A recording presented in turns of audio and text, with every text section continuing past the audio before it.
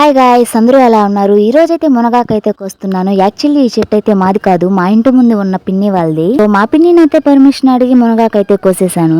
కోసిన ఈ మునగాకుని వలవాలంటే చాలా టైం పడుతుంది. అందుకే నైట్ అంతా స్టోర్ చేసి ఒక కవర్ లో అయితే కట్టేసామంటే మార్నింగ్ ఈజీగా అయితే ఆకు అయితే ఊడిపోతుంది. సో మేము కూడా కోసిన మునగాకుని కవర్ లో అయితే కట్టేసాము. మార్నింగ్ కల్లా బాగా అయితే ఊడిపోయింది. సో ఈ రోజు అయితే ఈ మునగాకుతో మా sister different spicy chilli powder అయితే యాడ్ చేసి తాలింపు చేయబోతుంది. ఎలా చేస్తుందో మీరు కూడా చూసేయండి. సో దానికోసం మిక్సీ జార్ లో ఎండుమిర్చి, ధనియాలు, జీలకర్రతో పాటు తెల్లగడ్డ వేసుకొని మిక్సీకి వేసుకోవాలి. తాలింపులోకి యూజ్ చేయబోయే డిఫరెంట్ స్పైసీ చిల్లీ పౌడర్ ఇదే అన్నమాట.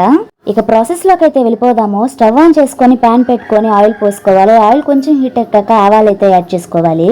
నెక్స్ట్ ముందుగా వలుచుకున్న మునగాకును అంతా కడుక్కొని ఆ ప్యాన్ లో అయితే యాడ్ చేసుకొని కొంచెం సాల్ట్ కూడా వేసుకోవాలి. ఆకంతా బాగా ఉడికిపోయాక మనం ముందుగా మిక్సీ వేసుకున్న ఈ స్పైసీ పౌడర్ అయితే అందులో యాడ్ చేసుకొని బాగా మిక్స్ చేసుకోవాలి.